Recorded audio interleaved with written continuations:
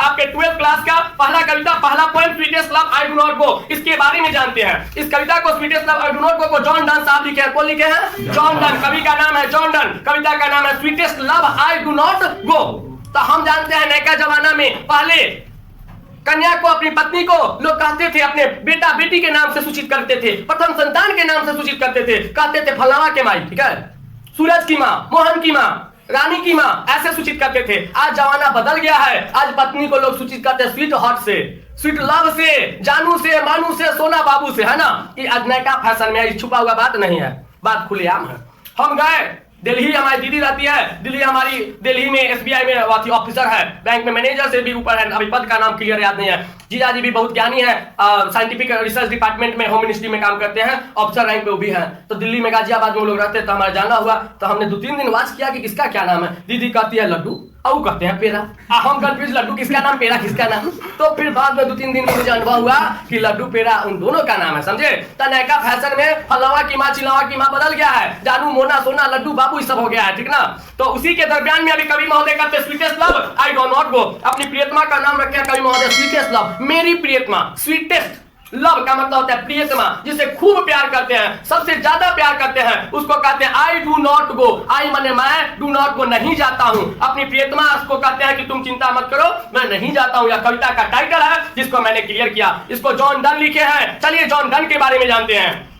John Donne का जन्म 1572 ईस्वी में हुआ था। 1572 में जॉन डन का जन्म हुआ था और 1631 में यह मर गए थे। जॉन डन साहब का जन्म 1572 ईस्वी में हुआ था और 1631 ईस्वी में मर गए थे। The pioneer of a new kind of lyrical and aesthetical version called metaphysical. यह एक नए जमाने के नए रस के कवि थे, जिसको हम प्रेम रस का कवि कहते हैं। मेटाफिजिकल पोएट मतलब प्रेम रस का कवि। कवि भी कई रस के होते हैं, श्रृंगार रस के कवि, देशभक्ति रस के कवि, भक्ति रस के कवि, वीर रस के कवि, प्रेम रस के कवि, जो देश के वीरता के बारे में, सैनिकों की वीरता के बारे में बात करते हैं, वैसे कवि को वीर रस की कवि कहते हैं। भक्ति जो भगवान के, कृष्ण के, राम के, हनुमान के गाथाओं का वर्णन करते हैं, उन्हें हम भक्ति रस के कवि कहते हैं, है ना। आज जो प्यार, मोहब्बत, शादी, विवाह, पति पत्नी के बारे में बात करते हैं, उन्हें हम प्रेम रस का कवि कहते हैं, ठीक है। तो ये जॉन डन कैसा कवि थे जी? प्रेम रस के कवि थे। इसको इंग्लिश में कहते हैं मेटाफिजिकल पोएट। क्या कहते हैं? Metaphysical poet. और जो वीर रस के कवि होते हैं उसको कहते हैं हीरोइक पोएट, ठीक है। और जो भक्ति रस के पोएट होते हैं उनको सबको अलग अलग अपना कहते हैं, ठीक है। तो कहने का मतलब है कि जॉन डन साहब का जन्म 1572 में हुआ था और ये 1631 में मर गए थे।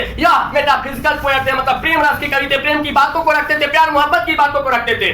Was born in London into a prosperous Roman Catholic family of traders at the time when England was sensually anti-Catholic। इनका जन्म इंग्लैंड के लंदन शहर में हुआ था, एक रोमन कैथोलिक परिवार में इनका जन्म हुआ था। Was born in London, यह इंग्लैंड के लंदन में जन्म लिए थे, into Roman Catholic family, Roman Catholic परिवार में। जैसे हमारे यहाँ मजहब है, धर्म है, हिंदू है, मुस्लिम है, सिख है, ईसाई है, राजपूत है, ब्राह्मण है, यादव है, साव है, उसी प्रकार से इंग्लैंड में कौन था?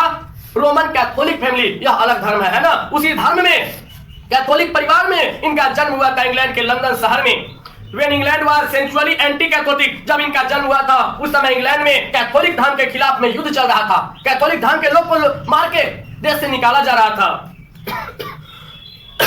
Son was forced to leave Oxford University without a degree because of his religion, जिसके कारण, कैथोलिक धर्म के होने के कारण जॉन डन साहब को भी बिना कोर्स पूरा किए हुए, बिना डिग्री पूरा किए हुए ऑक्सफोर्ड यूनिवर्सिटी छोड़ना पड़ा। यह ऑक्सफोर्ड यूनिवर्सिटी में पढ़ते थे, लेकिन कैथोलिक धर्म के कारण उस देश में उस समय कैथोलिक धर्म के खिलाफ युद्ध चल रहा था, जिसके कारण बिना डिग्री पूरा किए हुए डन साहब को उस कॉलेज से निकलना पड़ा, कॉलेज छोड़ना पड़ा।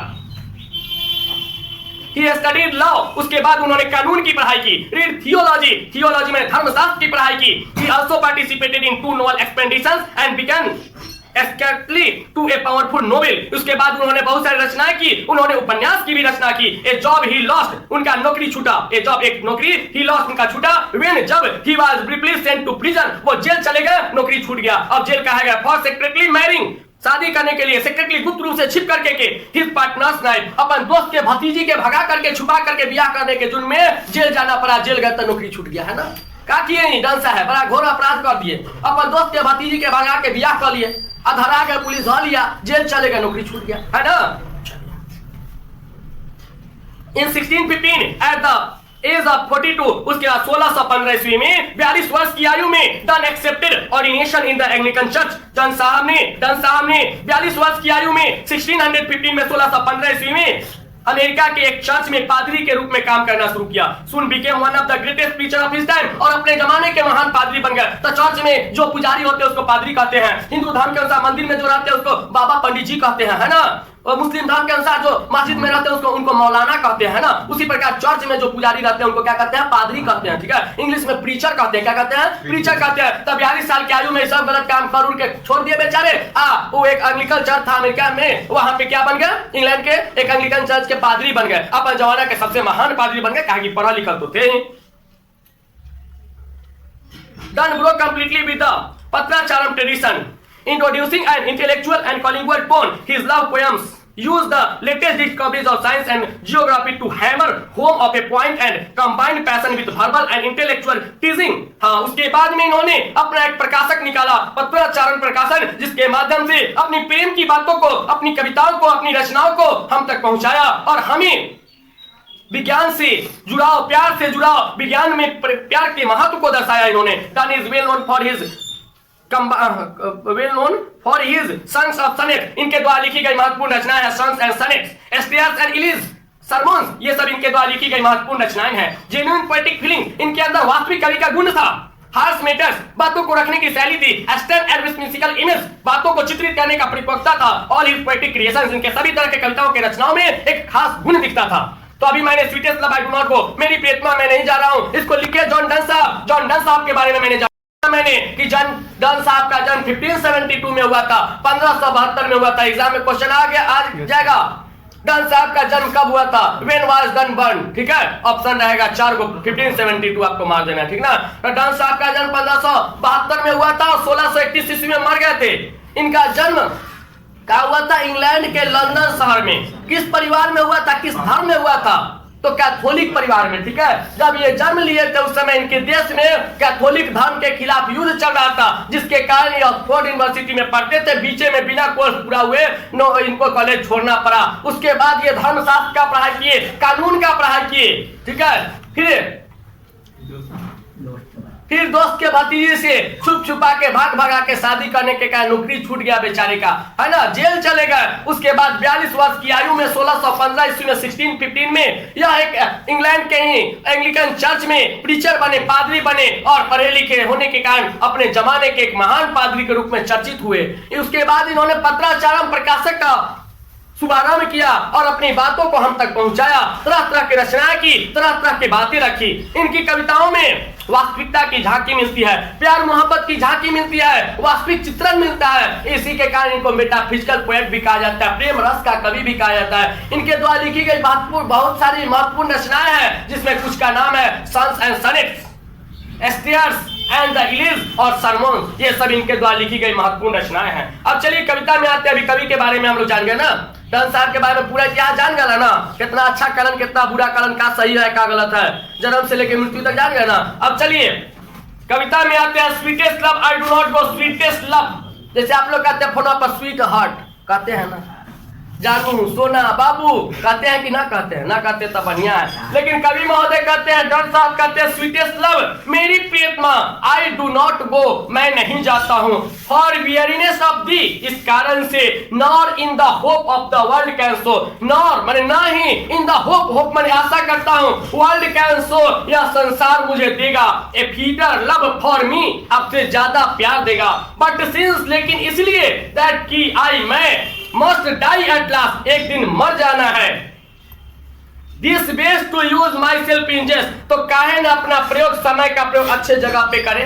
कवि महोदय अपनी प्रियतमा से कहते हैं कि मेरी प्रियतमा, आपको पता है कि हम आपको छोड़ के जा रहे हैं, इसलिए नहीं कि मुझे कोई और प्यार करने वाली मिल गई है, मुझे कोई और पसंद करती है, बल्कि इसलिए कि इस दुनिया में आए हैं तो समय का अच्छा प्रयोग किए, अच्छे काम करके जाए, ठीक है। प्यार मोहब्बत करके जाइएगा, सब दिन गाली सुनिएगा, अच्छा काम करके जाइएगा, मरने के बाद भी नाम होगा।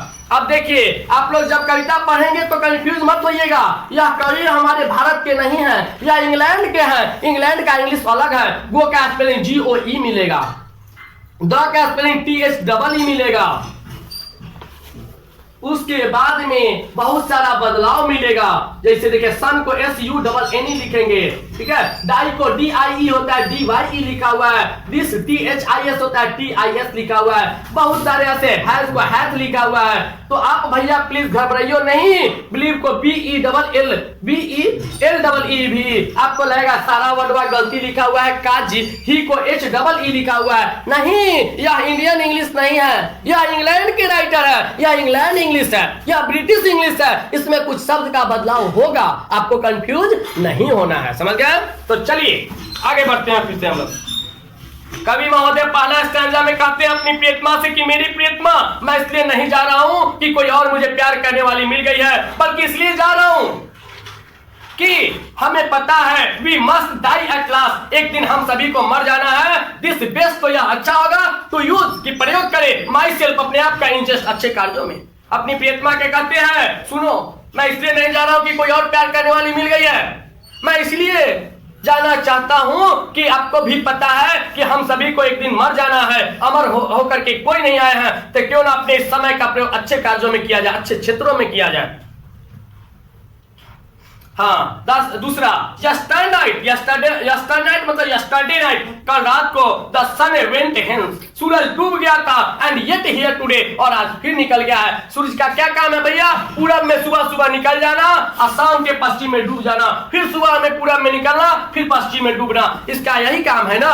सूरज का और कोई काम है? पूरब में रोज बेचारा निकलता है, पश्चिम में डूबता है, रोज पूरब में निकलता है, पश्चिम में डूबता है। एक को दिन ऐसा नहीं है कि नहीं निकलता है, कोई आधा अधूरा रास्ता नहीं है, रोज निकलना है, रोज दिन। जैसे इस सूरज सर का रोज उठना है, कोचिंग आना है, जाना है, खाना है, सोना है, और कोई काम नहीं है। वैसे ही कवि महोदय कहते हैं कि यस्टर नाइट, कल रात में द सन वेंट हेंस, सूरज डूब गया था, एंड येट हियर टुडे, और आज फिर यहाँ निकल गया है। ही हैज नो डिजायर, सूरज का कोई इच्छा नहीं है, नॉर सेंस, कोई आशा नहीं है, nor half so short way, और न कोई सरल आधा अधूरा रास्ता है। कहते हैं कवि महोदय अपनी प्रियतमा से कि देखो कल रात में सूरज भगवान डूब गए थे पश्चिम में, अब फिर पूरब में निकल गए हैं, ना उनका कोई आशा है, ना कोई इच्छा है, और ना कोई शॉर्टकट रास्ता है। पूरब में निकलते हैं, पश्चिम में डूबते हैं। कहीं ऐसा हुआ है कि पश्चिम में निकले पश्चिम में डूब गए हैं? ना, कोई शॉर्टकट बेचारा का रास्ता नहीं है, कोई सरल रास्ता नहीं है। और इच्छा है, उगते हैं कह रहा कि जल ढारा हमरा आहो मांगा तुम जल, तो अपन मन से चढ़ा देते हैं, उनको घूस देते हैं, लेकिन मांगते नहीं है।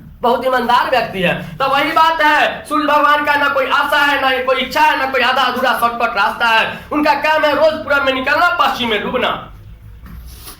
Then fear not me, तो यह उदाहरण कवि महोदय सूर्य भगवान का लेते हैं, अपने लिए लेते हैं। अपनी प्रियतमा को कहते कि देखो अब सूरज भगवान को रोज बेचारे निकलते हैं, पूरब में और पश्चिम में डूबते हैं, ना कोई आशा है, ना कोई इच्छा है, ना कोई सरल रास्ता है, तब मेरे बारे में काहे चिंता करती हो? Then fear not me, तब मेरे बारे में भी चिंता मत करो।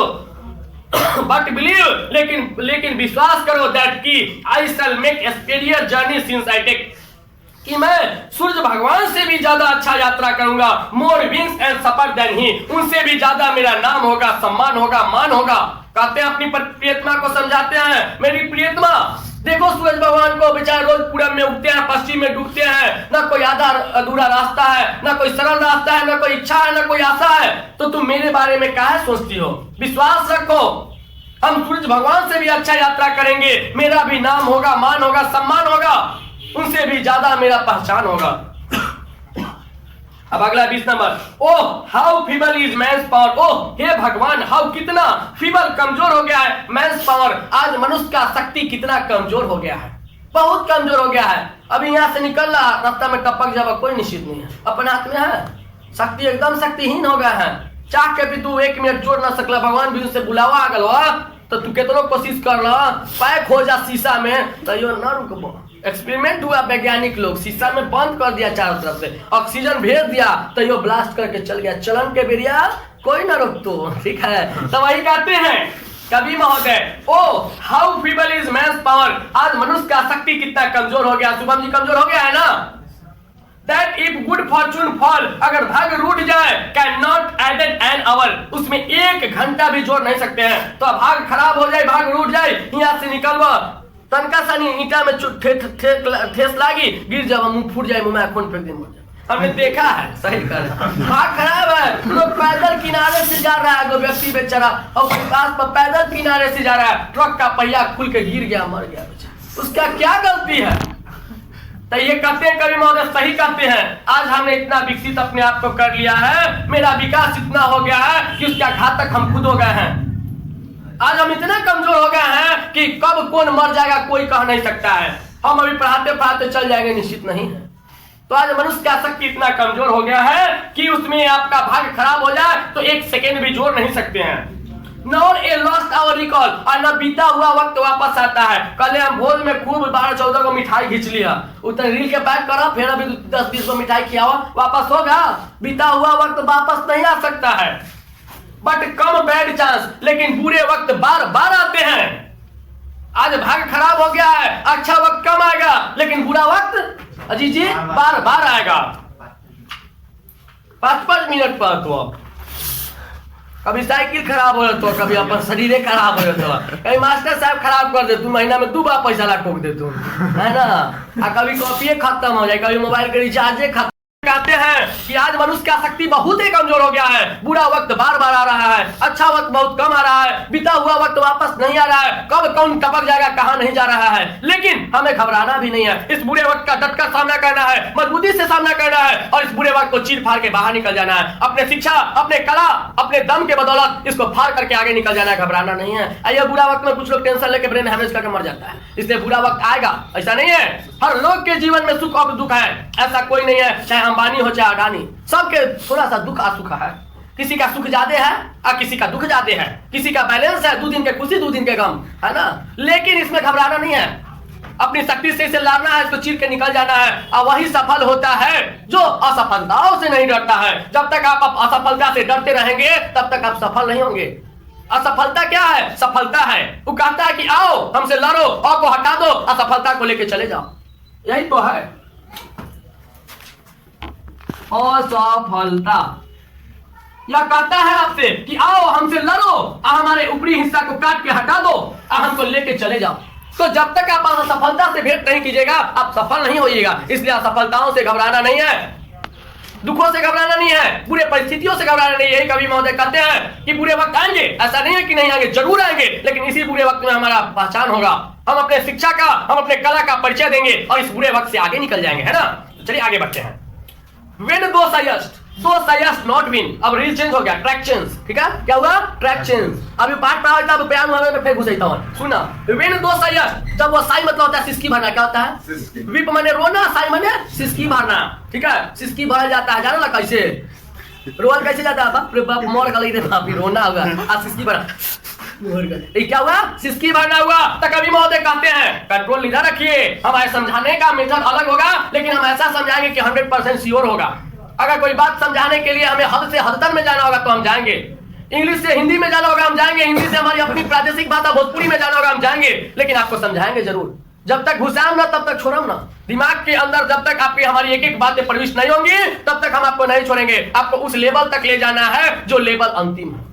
शिक्षा का यह मतलब नहीं है कि इंटर में पास करना है, इंटर में टॉप करना है, इंटर में 80% लाना है, यह आपका शिक्षा नहीं है। आपका शिक्षा यह कहता है कि इस काबिल जरूर बन जाना है कि समाज में आपकी बातों को इज्जत से ली जाए, समाज में आपका निर्णय को लोग सम्मान करे। जिस दिन आप पढ़ लिख के ईमानदार से पढ़ लिख करके अगर आपके इंसान बनते हैं, नौकरी नहीं लगती है, हम तो बच्चा को नौकरी के लिए कहियो नहीं पढ़ाते हैं। हम इतना जरूर पढ़ाते हैं कि कल के डेट में इतना अंदर आपके अंदर शिक्षा हम डाल दे कि किसी समाज में खड़ा होकर कोई बात को रख दे या किसी चीज पर निर्णय कर दे तो सारे लोग उसको इज्जत प्रतिष्ठा से स्वीकारे, आपकी बातों का इज्जत करे, आपकी बातों को सम्मानित करे, आपको बातों को वजन दे। तो यह कब होगा? जब आप ईमानदारी से शिक्षा लेंगे, तब आपके अंदर वास्तविक ज्ञान रहेगा, तब ना बात रख पाइएगा। हौला में कुछ बोल देगा तो लोग हंसे लगे, है ना? कम पढ़ा लिखा लोग बात बीच में कहीं कोई बोलता है तो उसको इज्जत नहीं मिलता है ना। जैसे अभी हमारे लालू यादव के बड़का लड़का बेचारा नहीं कम पढ़े हुए कुछ से कुछ बोल देते, लोग हौला में ले लेता है। हमारे अमित शाह जी बोल दिए हैं, सुनला है ना? क्या बोले हैं? 12th पास करके जो इंटर में जाएगा उसको मोबाइल देगा और स्मार्टफोन और लैपटॉप देगा। तो उनका कहिए कितना देर के मन हो तो सीधा कह देना 12th पास करके हम कहा फिर इंटरमीडिएट में जाए। कवि महोदय कहते हैं आप अपनी प्रेमिका के बारे में कि जब वह सिसकिया भरती है, दो स्वस्थ नॉट विन, वह सिसकी हवा का झोंका नहीं है, विन मतलब हवा। जब उनकी पत्नी सिसकी भरती है, सिसकी भरना जानते हैं ना? जब सिसकी भरती है वो हवा का झोंका नहीं है, बट साइस्ट माय सोल अवे, लेकिन मेरे हृदय गति को उड़ा करके ले जाती है। कवि महोदय कहते हैं कि जब उनकी प्रेमिका सिसकियां भरती है तो वह सिसकी हवा का झोंका नहीं है, लेकिन कवि महोदय के हृदय गति को उड़ा करके ले जाता है। जैसे रतवा में फोन आता है आदित्य के, उनमें से कि तबीयत ठीक नहीं था, मेरा भी तबीयत ठीक नहीं है, कौन गजबे कर रहा है, यह है कनेक्शन। कवि महोदय उनका प्रियतमा का कनेक्शन है। इनकी प्रियतमा अपन घरे बेचारी हो रही है, सिसकियां भर रही है, हवा के झोंका नहीं है, फिर भी इनके हृदय गति को उड़ा करके ले गया। आगे बढ़ते हैं। विन दो विपस, जब वह रोती है अनकाइंडली काइंड, करुण कुंदरन भकार पार पार के रोती है, जोर जोर से रोती है। माई लाइफ ब्लड डोज दिखे, कवि महोदय कहते हैं कि मेरा खून रुक जाता है, मेरा खून जम जाता है। सोचिए, शरीर का अंग कार्य करना बंद कर देता है, कैसा प्यार है। आप पादरी कैसन है। तो कवि महोदय कहते हैं कि वेन दो सयस, जब वह सिसकियां भरती है, दो सयस नॉट विन, वह सिसकी हवा का झोंका नहीं है, बट सयस तुम्हारी सोल अवे, लेकिन मेरे हृदय गति को उड़ा करके ले जाती है। वेन दो विपस, जब वह रोती है अनकाइंडली काइंड, जोर जोर से करुण कुंदन करती है। My life blood do decay, मेरे शरीर का खून जम जाता है, रुक जाता है। ठीक है, तो कविता में मैंने प्रथम कविता को शुरू किया था जिसका नाम है sweetest love I do not go. यह एक प्रेम रस की कविता है, प्रेम रस के कवि के द्वारा लिखा गया है, जिनके कवि है जॉन डन साहब। जॉन डन साहब ने इस कविता को लिखा है जिसका टाइटल है sweetest love I do not go. इसके बारे में मैंने बताया है, स्वीटेस्ट लव, यह अपनी प्रियतिमा को, अपनी प्यार करने वाली को, अपनी पत्नी को सूचित करने के लिए यह टाइटल कवि महोदय ने दिया है, डन साहब ने दिया है, जॉन डन साहब ने दिया है कि मेरी प्रियतमा। आजकल जैसे हम लोग फोनवा पे कहते हैं स्वीट हार्ट, जानू, बेबी, बाबू, नैका में खूब फेमस हुआ, समझ ना, तो वे समझ लीजिए उस समय स्वीट हार्ट, स्वीटेस्ट लव अपनी प्रियतमा को कहते हैं। जॉन डन साहब कहते हैं आई डू नॉट गो, मैं नहीं जाता हूँ। अब पहले जॉन डन के बारे में जानते हैं। इनका जन्म 1572 ईस्वी में हुआ था। 1572 में जॉन डन साहब जन्म लिए थे एंड 1631 में यह मर गए थे। 1572 ईस्वी में जन्म लिए थे और 1631 ईस्वी में यह मर गए थे। यह एक नए युग के कवि थे, नए जमाने के कवि थे। यह प्रेम मोहब्बत के बारे में कविताओं में लिखते थे, इसलिए इनको मेटाफिजिकल पोएट, प्रेम रस का कवि कहा जाता था। यह इंग्लैंड के लंदन शहर में जन्म लिए थे। जब यह जन्म लिए थे उस समय इंग्लैंड में एंटी कैथोलिक युद्ध चल रहा था। माने ये जो धर्म से थे, कैथोलिक धर्म से थे, उस कैथोलिक धर्म के खिलाफ उस देश में इंग्लैंड में युद्ध चल रहा था, संघर्ष चल रहा था। जैसे कि पाकिस्तान में होता है, हिंदू धर्म के खिलाफ युद्ध चल रहा है। पाकिस्तान में जो भी 2-4-10 हिंदू ब्राह्मण हैं, उनको जबरदस्ती मुस्लिम धर्म अपनाया जाता है। ऐसा नहीं करने पे उनके साथ गलत किया जाता है, उनके साथ क्रांतिकारी नीति अपनाई जाती है, उनकी हत्याएं की जाती है। ठीक है, उसी प्रकार से जब यह जन्म लिए थे उस समय लगभग 1580-85 के आसपास में दरमियान में इनके देश में कैथोलिक धर्म के खिलाफ युद्ध चल रहा था और यह कैथोलिक धर्म के थे, जिसके कारण इनका पढ़ाई बीच में छोड़ना पड़ा। यह ऑक्सफोर्ड यूनिवर्सिटी में पढ़ते थे। यही धर्म युद्ध के कारण, कैथोलिक धर्म के खिलाफ युद्ध के कारण बिना डिग्री पूरा किए इनको कॉलेज छोड़ना पड़ा। उसके बाद में यह धर्मशास्त्र, थियोलॉजी, धर्मशास्त्र की पढ़ाई किए, कानून की पढ़ाई किए, वकालत जिसको कहते हैं, वकील की पढ़ाई, वकालत किए, कानून की पढ़ाई किए और अपने जमाने के एक महान शिक्षाविद कहलाए।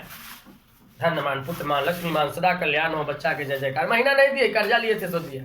ठीक है, ज्यादा कुछ मत है। हाँ, तब देखिए उसके बाद में 42 वर्ष की आयु में 1615 ईस्वी में 1615 में इनका नौकरी छूट गया।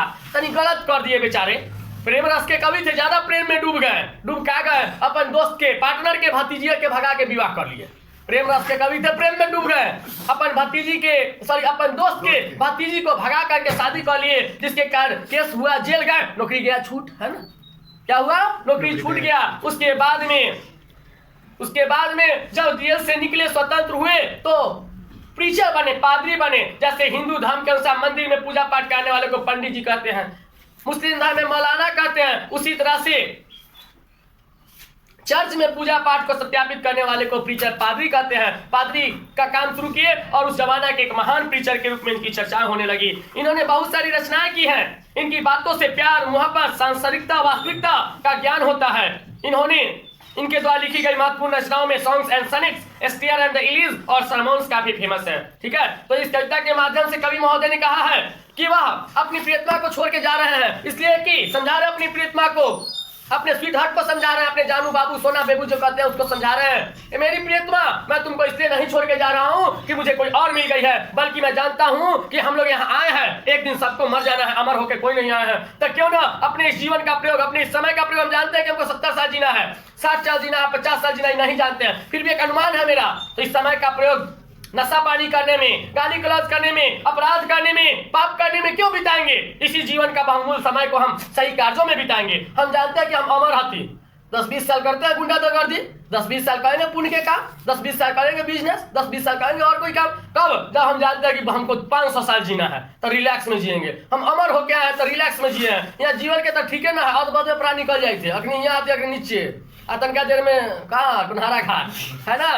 तो इसीलिए कवि महोदय कहते हैं कि हम अमर नहीं हैं, हम सबको एक दिन मर जाना है। तो मेरी प्रियतमा क्यों ना इस समय का प्रयोग अच्छे कार्यों में कर लिया जाए।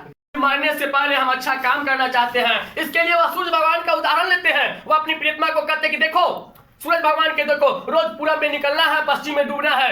ना कोई उनका इच्छा है ना कोई अभिलाषा है। सूरज भगवान पूरब में निकलते निकलते आपको मैसेज करते हैं हम निकल गए हैं, जल ढारो, ऐसा कहते हैं। फोन कहियो किया है कि हम निकल गए, जल ढारो? नहीं। तो ना उनका कोई आशा है ना कोई इच्छा है और ना कोई शॉर्टकट रास्ता है। चाहे रोज पूरब में निकलते हैं, पश्चिम में डूबते हैं। ऐसा कहीं हुआ कि पश्चिमे में निकले पश्चिमे में डूबे, चाहे पूर्वे में निकले पूर्वे में डूबे? नहीं ना। तो कहते हैं कि देखो सूरज भगवान के ना कोई इच्छा ना कोई आशा, फिर भी अपने काम में लगे हैं, तो हमारे बारे में चिंता काहे करती हो? विश्वास रखो सूरज भगवान से भी अच्छा काम करेंगे, मेरा उनसे ज्यादा नाम होगा। फिर वह अपनी प्रियतमा को समझाते हैं कि देखो आज मनुष्य का शक्ति काफी कमजोर हो गया है, बुरे वक्त बार बार आ रहे हैं, अच्छे वक्त कम आ रहे हैं, बीते हुए वक्त वापस नहीं आते हैं। अपनी प्रियतमा को कहते हैं इसलिए हमको वक्त के अनुसार कार्य करने दो। हाँ, कहते हैं कि बुरे वक्त से घबराना नहीं है, बुरे वक्त से हमें पूरे शक्ति से मजबूती से लड़ना है और इस बुरे वक्त में अपनी शिक्षा और अपने कला के मदद इस बुरे वक्त को पार करके निकल जाना है। फिर वह टर्नअप करते हैं, दूसरे रूप में आते हैं, कहते हैं कि जब उनकी प्रेमिका प्रियतमा सिसकियां भरती है, वह हवा का झोंका नहीं है। When दो सयस नॉट भी, वह हवा का झोंका नहीं है, फिर भी कवि महोदय की हृदय गति को उड़ा करके ले जाती है। फिर कहते हैं जड्डन साहब कि जब उनके प्रियतमा रोती है जोर जोर से, उनके शरीर का खून रुक जाता है, शरीर का अंग काम करना बंद कर देता है। दैट दो लव, कल तक पढ़ाए थे, आज आगे बढ़ते हैं। If in thine my life those best, thou art the best of me। कहते हैं कि वो जैसा करती है, जो जैसा वो कहती है कि हम आपसे बहुत प्यार करते हैं, नहीं हमें लगता है कि वह मेरे जीवन को नष्ट कर रही है, मेरे समय को बर्बाद कर रही है। सही बात है। आज बड़ा नया जमाना में मोबाइल जो साधन है, आज जितना भारत में युवा है उनमें से 80% युवा रात में 10 बजे के बाद मोबाइल का प्रयोग अपने प्रियतमा से बतियाने में लगा रहे हैं। नेटवर्क बीजीएम नहीं रहता है, व्हाट्सएप कॉलिंग कीजिए तो जनरल कॉल आता है नया। हमने सुना हुआ के मुंह से, हम कहे कि बउआ तू व्हाट्सएप कॉल काहे किया, तो कहे कि सर नहीं जानते हैं, व्हाट्सएप कॉल में बिजी नहीं बताता है, जनरल कॉल भी आ जाता है। हमें ओ समझे लॉजिक। तो इस सिस्टम हो गया। चैटिंग में तो कोनो जानबो नहीं करेगा, बाबू माई कोनो रजाई के नीचे ब्राइटनेस कम करके चैटिंग हो रहा है, ठीक है। हम लोग उम्र ज्यादा नहीं, इस चीज को एक्सपीरियंस के आधार पर हम कहते हैं ऐसा नहीं है। लेकिन यह क्या है, यह आपको कमजोर बना रहा है। यह समय, यह रात्रि बेला का जो 10 बजे से 1 बजे का समय बनाया गया है, यह तो विद्यार्थी के वह विश्राम का समय, सोने का समय है, नहीं तो शिक्षा से जुड़े रहने का समय है। यह समय मोबाइल पर टुकरू टुक I love you I miss you वाला नहीं है, आई इमोजी भेजने वाला नहीं है। जो अगर ऐसा करते हैं तो वह मोबाइल का दुरुपयोग के साथ साथ अपने समय का भी दुरुपयोग करते हैं। कोई भी दुनिया की ऐसी लड़की मैंने कोई नहीं कह सकते, मैक्सिमम जो आप लोग के टच में है, वो कभी कहती है कि मेरे बाबू रात के 10 बज गया था, पढ़ाई कर लो, आराम कर लो, सुबह में 6 बजे क्लास है? कहती है? नहीं कहती है। वो आपको प्रयोग कर रही है, गलत रूपों में प्रयोग कर रही है। अगर वो वास्तविक प्यार रहता तो वो आपके अच्छे जीवन की कामना करती और अच्छे जीवन की शुरुआत आज से होती है। वह कहती you are the student of intermediate, so it is a responsibility to maintain your time. I cannot kill your time maximally. I request you to submit your study regarding this time. वो आपसे कहती कि मेरे बाबू आप 12वीं कक्षा के विद्यार्थी है, आप समय के महत्व को समझिए, आप मेरे से बात ना करके पढ़ाई कीजिए। 1 मिनट 2 मिनट 3 मिनट बतिया लिए हो गया। लेकिन यहाँ तो लॉजिक अलग है। तो कहिएगा का केकरा कहिएगा, राम मिलन जोड़ी एगो अंडा एगो कोरी, लड़को हुए लड़कियों हुए, तो कहवा केकरा? गौरव जी गलत बोल रहे हैं।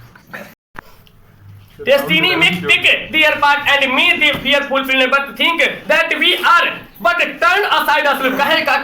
कवि महोदय साहब कहते हैं कि भाग अपना खेल खेल दिया, जो होना था सो हो गया, अब प्यार मोहब्बत हो गया, जब जाल में फंस गए हो तो निकले का कोई चांस नहीं है। तो अब are but turn aside to sleep, they who are one another keep alive never parted be। जब एक दूसरे के आगोश में आ गए हैं, जब जाल में फंस गए हैं, तो अलग होने का समस्या ही नहीं, सवाल ही नहीं है। अब इसी में रहना है, इसी में सहना है, चाहे बेलना चाहे लाठी, चाहे बेलना चाहे चले चाहे लाठी, रहे के भाई में, समझ लो। चलिए, तो यही कविता का मुख्य अंश है। इसमें कवि महोदय अपनी प्रियतमा से बातचीत हो रहे कुछ हिस्सों का वर्णन करते हैं और वो अपनी प्रियतमा को समझाते हैं कि मैं समझाते हैं कि मैं तुमको इसलिए छोड़ के नहीं जाता हूं कि संसार में मुझे कोई और मिल गई है, बल्कि मैं अच्छा यात्रा करना चाहता हूं, अच्छा काम करना चाहता हूं। मैं जानता हूं कि हम सबों को एक दिन मर जाना है, तो अपने समय का प्रयोग अच्छे जगहों पे क्यों न करे, अच्छे कार्यों में क्यों नहीं करे। ये प्यार मोहब्बत वाला काज कीजिएगा, चारों तरफ से गाली सुनिएगा, बाप भाई के भी गाली सुनवाइएगा,